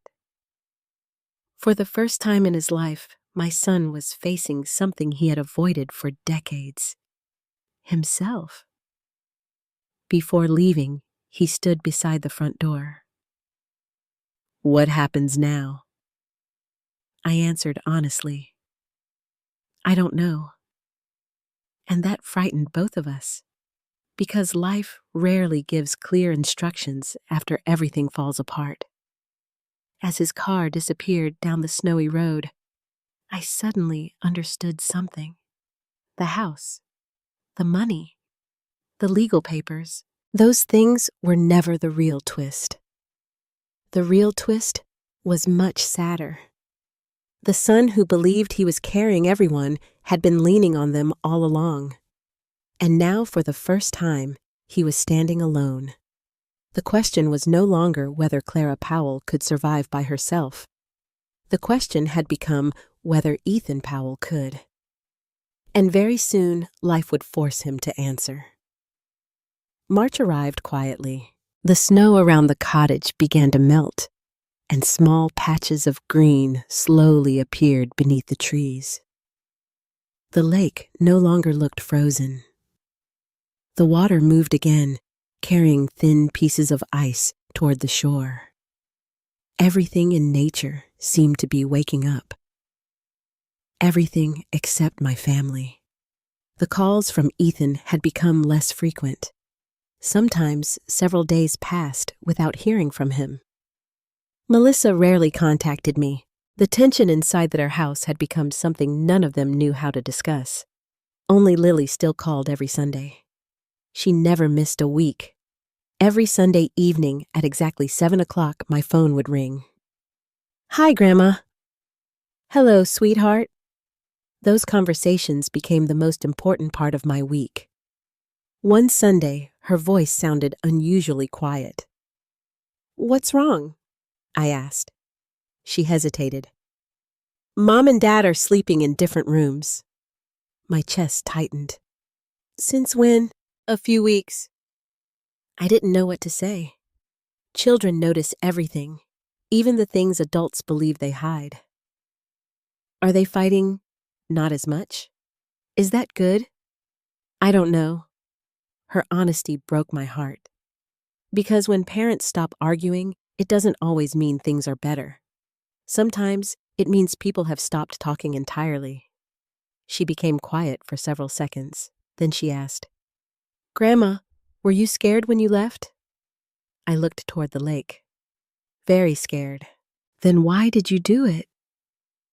Because I had spent months learning to answer that question. Because sometimes staying becomes more frightening than leaving. She thought about it. I think Dad is scared now. I think he is too. Do grown-ups get scared a lot? I smiled, more than children realize. That night, after our conversation ended, I sat beside the fireplace thinking about my granddaughter. For months, I had focused on Ethan, his mistakes, his pride, his collapse. But Lily had lived through all of it. She had watched her father become angry. She had watched her mother become exhausted. She had watched her grandmother disappear. Children often carry pain that nobody notices. The following Wednesday, my phone rang at nearly 10 o'clock at night. It was Lily. Immediately, I knew something was wrong. Grandma. She was crying. Lily. What's happened? Dad left. My heart stopped. What do you mean? He drove away. Where's your mother? Upstairs. Are you alone? No. Her voice trembled. They had another fight. I closed my eyes. What happened? I don't know. Is your mom okay? I think so. For several minutes, she cried softly. I listened. Sometimes people don't need solutions. They simply need someone willing to stay on the phone. Finally, she whispered, I miss you. The words hurt. I miss you too. Why can't you come home? Because home no longer existed, not the way it once had. Sweetheart, sometimes people have to solve things themselves. But I need you. Those 4 words nearly destroyed my resolve. For several moments, I considered getting into my car, driving through the night, returning, fixing everything. But another voice inside me spoke. If I return to rescue everyone, nothing changes. Eventually, I said, Would you like to visit me during spring break? She became quiet. Really? Of course. Can I? We'll ask your parents. For the first time that night, I heard excitement in her voice. The next morning, Melissa called. She sounded exhausted. I'm sorry she called you so late. Is she okay? Melissa sighed. She's worried. What happened? She sat silently for several seconds. Ethan stayed with a friend. Are you separating? I don't know. There it was again. Nobody knew. The entire family had reached a place where answers no longer existed. Then Melissa surprised me. She misses you. I know. No, Clara. She really misses you. My throat tightened. I miss her too. Melissa's voice softened. I think she feels safer with you. That sentence stayed with me, because perhaps Lily had spent months watching all the adults fall apart. And somewhere in the middle of that chaos, I had become her anchor. A week later, Ethan called. His voice sounded tired. Mom. Hi. Lily wants to visit. Yes. I think it would be good. I heard something new in his voice. Humility, no arguments, no control, no demands. Just a father who knew his daughter needed help. She can stay as long as she wants. He became quiet. Thank you. 3 days later, Lily arrived. Ethan drove her to Michigan. She ran toward me before the car fully stopped. Her arms wrapped around me. I held her tightly. For several moments, neither of us spoke. When she finally pulled away, I noticed something. She looked older. Not physically, emotionally. Children age quickly when adults struggle. Inside the cottage, she immediately smiled. It smells like pie. I laughed. Some things never change. Ethan stood quietly near the door. He looked exhausted. There were more gray hairs now, more lines around his eyes. He spoke softly. She's been having trouble sleeping. I nodded. I understand. He looked around the cottage. I think this place helps people. I smiled. Maybe. Before leaving, he pulled me aside. I don't know what's happening anymore. I touched his arm. You don't have to know everything today. He nodded. Then he said something I never expected. I'm glad you didn't come back. I looked at him. What? He swallowed. If you had, I would never have learned any of this.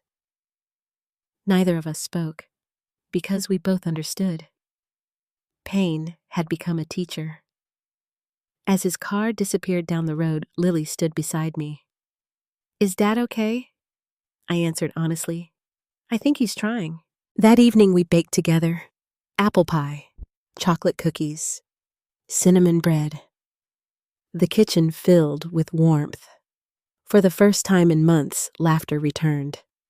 Before bed, Lily sat beside the fireplace. Grandma? Yes. Were you angry at Dad? I thought carefully. Very hurt. Do you still love him? The answer came immediately. Always. She smiled slightly. Good. Why? Because he needs somebody. I looked at my granddaughter, 12 years old, wise beyond her age, and suddenly I realized something. Perhaps the healing of our family would not begin with Ethan. Perhaps it would begin here, with a little girl who still believed people could change, with a grandmother who had finally learned boundaries, with love that no longer required sacrifice.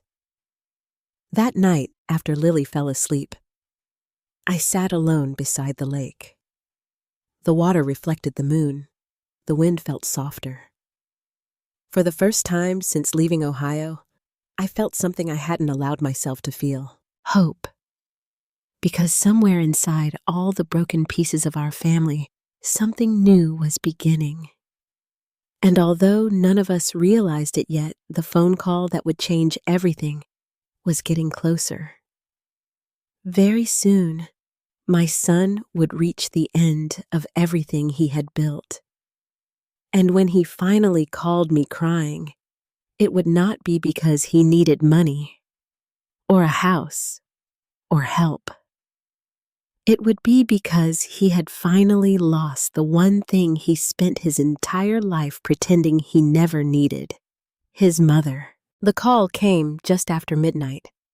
I had already fallen asleep beside the fireplace, a blanket over my legs, and a half-finished book resting on my chest. Outside, the lake was completely still, as if the world itself had paused. My phone rang once, then again, and again. Something inside me told me to answer. Hello, I said quietly. There was silence on the other end. Then I heard it, breathing, fast, uneven, broken. Mom. My body went still. It was Ethan. But I had never heard him sound like this before. Not angry, not controlling, not confident, just falling apart. Ethan, what's wrong? He tried to speak, but the words came out shattered. I don't know what to do. My heart tightened. Where are you? Outside, I'm just sitting in the car. Are you hurt? No. A long pause. Then his voice cracked again. I lost everything. For a moment, I couldn't respond. Not because I didn't understand, but because I finally did. The silence between us felt heavier than anything I had ever carried.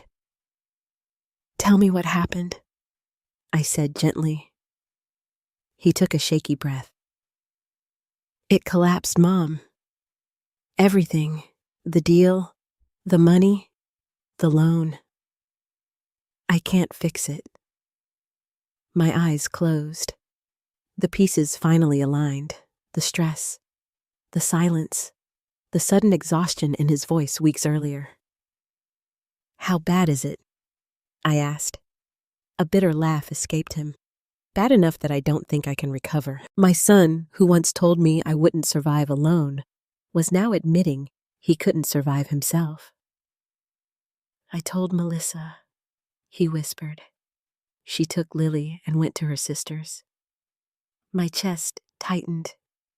Ethan, I thought I was building something. He continued, his voice breaking. I thought I was protecting everyone. I thought I had control. He laughed again, but it sounded empty. I don't even have a house anymore, Mom. I sat up slowly. What do you mean? Banks are involved. Everything is frozen. I've been lying for months. The world outside my window suddenly felt colder. And then he said it, the sentence that changed everything. I don't have anywhere to go. The same man who once told me I couldn't survive alone was now saying he had nowhere to survive at all. For a long time I didn't speak, not because I was angry, not because I was shocked, but because something inside me had softened in a way I didn't expect. Ethan, I said quietly. Yes. Are you safe right now? A pause. Yes. Are you alone? Yes. I closed my eyes. Then listen to me. His breathing slowed slightly. I'm listening. You are going to get through this. I don't think I can. You will, I said firmly, but not the way you've been trying. Another silence. I don't understand. You tried to carry everything alone, I said, just like you thought I should. He didn't respond. Did you hear me, Ethan? Yeah. My turn to ask you something, I said. Okay. Do you remember what you said to me? He hesitated. What part? You said I wouldn't survive alone. His breathing became uneven again. I was wrong, he whispered. For a moment, neither of us spoke. The admission hung in the air like something fragile finally set down after being carried too long. I know, I said softly. His voice cracked. I didn't mean to hurt you. I know that too. Another silence. Then in a smaller voice, I don't know who I am anymore. That sentence hit deeper than all the financial losses combined, because that was the real collapse. Not money, not status. Identity. I think I said carefully, you're someone who finally has to rebuild honestly. I don't know how. I don't either, I admitted. That surprised him. You don't? No, I said. I just learned how to stop pretending I had to do it for everyone else. He let out a shaky breath. I wish I had what you have now. You do, I said immediately. What time? The word seemed to confuse him. Time to start over? I added. A long pause followed. Then he whispered, Mom, can I come there? My chest tightened again. I looked around the cottage, the quiet space I had built, the life I had only just begun to understand. Yes, I said, but not to escape, I added firmly. What does that mean? It means you don't come here to hide from your life. You come here to face it. He didn't answer right away. Then, okay, another pause. Mom? Yes, I'm scared. I closed my eyes, I know. A few seconds passed. Then I said the words I never thought I would say to him. So was I. Silence again, but this time it felt different. Less like distance, more like truth finally being shared. It'll come tomorrow, he said quietly. Okay. Mom, yes, thank you for answering. I didn't respond immediately, because I realized something in that moment. For the first time in his life, Ethan wasn't asking me to fix things. He was asking me to witness his collapse, and that was the beginning of something neither of us had ever experienced together. Healing. When the call ended, I stayed awake for a long time. The fire burned low. The lake outside remained still. And somewhere inside me, I understood that the story had finally reached its most important turning point. Because the boy who once believed I couldn't survive alone, and somewhere inside me I understood that the story had finally reached its most important turning point. Because the boy who once believed I couldn't survive alone was finally learning what survival actually meant. And tomorrow, when he arrived at my door, nothing between us would ever be the same again. Morning came, slowly wrapped in a pale gray sky over the lake. I had not slept much, not because I was afraid, but because I knew today would change everything again. At exactly 10:42 a.m., I heard a car approaching. I didn't need to look outside to know it was Ethan. Something in a mother always recognizes her child's presence long before they arrive. When I opened the door, he was standing there with his hands in his pockets, shoulders slightly hunched, as if the weight of everything he had lost was physically pressing him down. He looked different again. Not just tired, broken in a quieter way. "Hi, Mom," he said. "Hi, Ethan." He stepped inside without his usual confidence. The warmth of the cottage seemed to hit him differently today. He didn't comment on the lake, didn't mention the pie, didn't ask about anything. He just sat down at the kitchen table like a man who had run out of ways to stand. For a long time, neither of us spoke. The silence between us was no longer uncomfortable. It was honest. Finally, he said, "I don't have anything left." I nodded slowly. "I know." His eyes lifted toward me. "No, you don't understand. I mean everything." I sat across from him. "Then tell me." He rubbed his hands together as if trying to warm them. "Melissa filed paperwork. We're separating." My chest tightened, but I didn't interrupt. "She took Lily to her sister's house. She said she needs space." He swallowed hard. "I can't blame her." A long pause followed. Then he added quieter, "I ruined everything, didn't I?" The question wasn't defensive. It was surrender. I looked at my son carefully. The same boy who once told me I couldn't survive alone. Now sitting in front of me asking whether he had destroyed his own life. "I don't think you ruined everything," I said softly. He let out a bitter breath. "That sounds like a polite way of saying yes."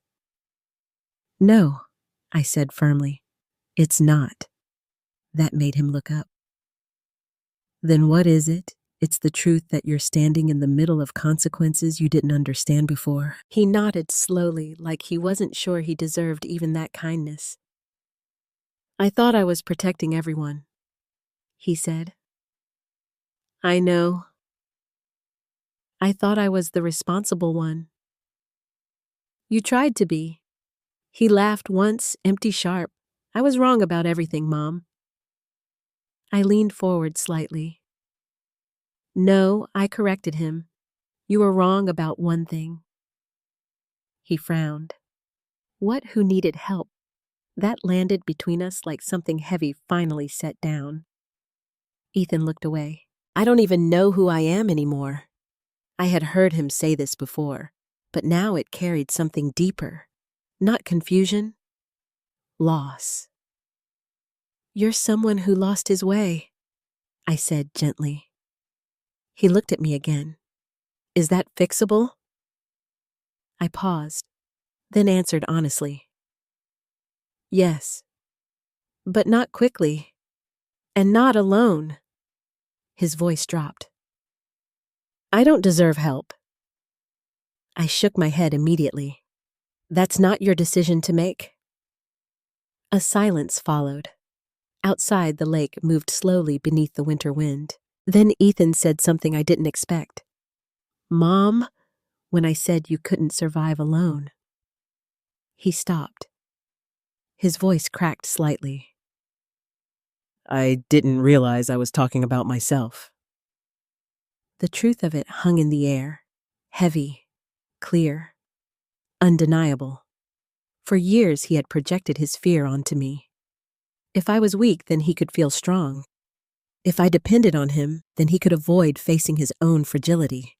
Now that illusion had collapsed completely. I think I said carefully, You've spent a long time trying not to feel small. He nodded. I always felt like I was falling behind. I know. I thought if I controlled everything, I could stop that feeling.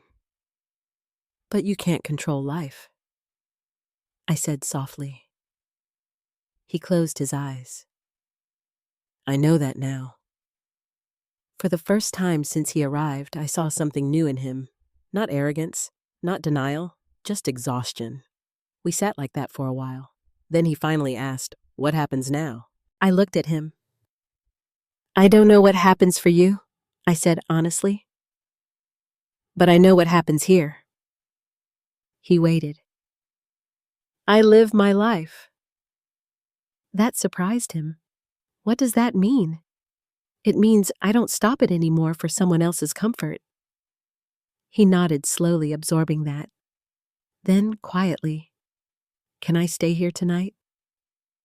I didn't answer immediately, not because I didn't want him to stay, but because I needed him to understand what staying meant.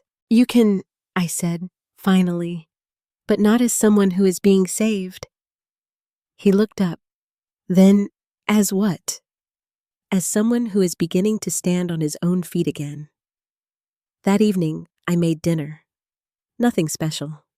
Just soup bread and tea. Ethan ate slowly, quietly, like someone relearning what it meant to be cared for without being carried. After dinner, we sat by the fireplace. The fire crackled between us. At one point, he said, I keep thinking about everything I missed. I nodded. That's part of it. Do you think I can fix it with Lily? Yes, I said without hesitation, but not with words alone. He looked at me. What do I do then? You show up differently. He swallowed. And Melissa? That one takes time. He nodded again, absorbing each answer like someone finally accepting that life cannot be repaired in a single conversation.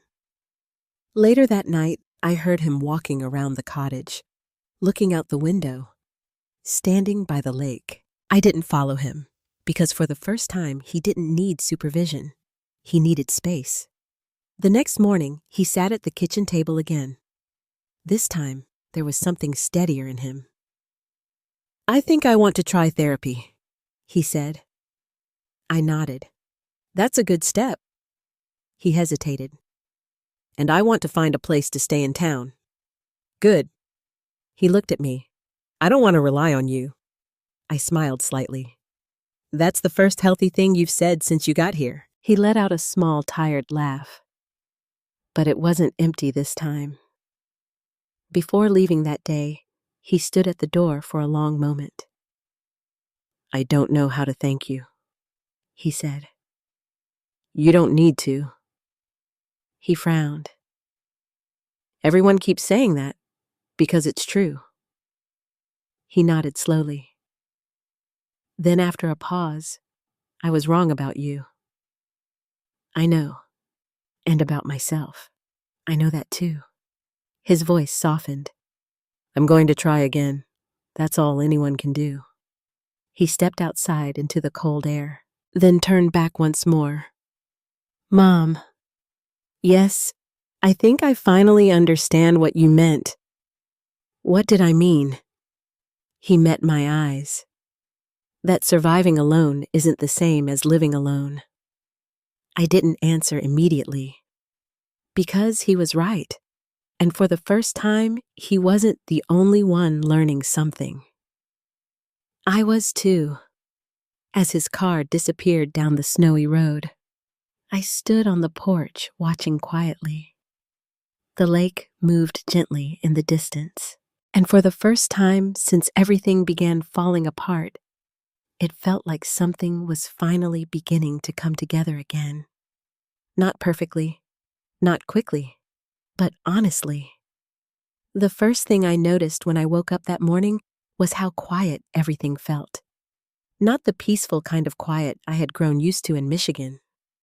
This was different, heavier, waiting. Ethan was already awake. I found him sitting at the kitchen table staring at a cup of coffee he hadn't touched. He looked calmer than the last time I saw him, but also more fragile, like someone who had finally stopped running. "Did you sleep?" I asked softly. "A little," he said. I nodded and sat across from him. For a while, neither of us spoke. The lake outside shimmered under a pale winter sun. Finally, Ethan said, "I met with a counselor yesterday." I looked up slightly. "That's good." He nodded. "It was hard." I waited. I had to say things out loud I've been avoiding for years. His hands tightened around the cup. "I think I've been living my whole life trying not to feel like I wasn't enough." I didn't interrupt. I thought if I controlled everything, if I was the one in charge, then nobody would see that part of me. His voice dropped. "The part that's scared." A long silence followed. Then he looked at me. "I think I treated you the way I did because I was afraid you were stronger than me." That honesty hit deeper than anything he had ever said before. I exhaled slowly. "Ethan, I was never trying to be stronger than you." "I know," he whispered. "I just needed you to be weaker, so I could feel okay." The truth between us finally had a name. Fear. Not cruelty, not arrogance alone. Fear. He leaned back slightly as if the weight of it was too much to hold. "Us, Melissa." I nodded gently. "I know. LD, feel okay." The truth between us finally had a name. Fear. Not cruelty, not arrogance alone. Fear. He leaned back slightly as if the weight of it was too much to hold. "I lost Melissa." I nodded gently. "I know. I might lose Lily too for a while." My heart tightened at that. "But not forever," I said. He looked at me quickly. "You think she'll come back to me?" "I think she'll come back to the version of you that stops pretending." His eyes filled, but he didn't look away. "I don't know how to be that person yet." I smiled softly. "You don't have to know yet. You just have to stop being the old one." Silence settled again between us. This time, it felt different. Not heavy, not painful, just real. After a while, he said, "I found a small apartment in town." I nodded. "I'm moving in next week." "That's good. I don't want to depend on you anymore.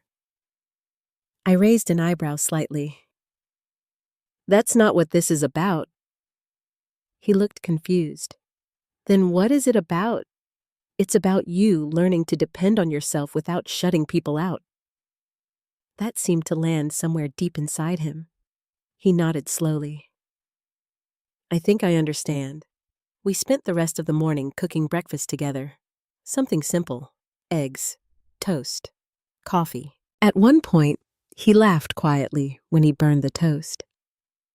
It was such a small sound, but it felt like the first real laugh I had heard from him in years. Before he left, he stood at the door for a long moment. Mom. Yes, I used to think leaving home meant losing control. I waited. Now I think staying broken was the real loss of control. I stepped closer. Ethan listened to me. He looked at me. I'm proud of you, I said simply. His eyes filled immediately. I don't deserve that yet. That's not how pride works, I said gently. It's not a reward. It's recognition. He nodded, unable to speak. Then he hugged me. Not tightly, not desperately, just human. When he pulled away, he whispered, I'm sorry I didn't see you. I touched his arm. You see me now. That's what matters. After he left, I stood on the porch for a long time. The wind moved across the lake softer than before. Somewhere inside the cottage, a sense of closure began to settle. Not because everything was perfect, not because all wounds were healed, but because the story had finally stopped being about survival. It had become about understanding. Over the next few weeks, life did not magically fix itself. Ethan struggled. Some days were better than others. Melissa kept her distance. Lily needed time, and I stayed in Michigan, continuing the life I had built with my own hands. But something important had changed. We were no longer trapped in the same roles, no longer locked into the story of dependency and control. We were learning new ones, slowly, imperfectly. One evening, Lily called me. Her voice was quieter but steadier. Grandma. Hi, sweetheart. I think Dad is trying. I smiled. I think so too. She paused. I miss when everyone was together. I know. Do you think it will ever be like that again?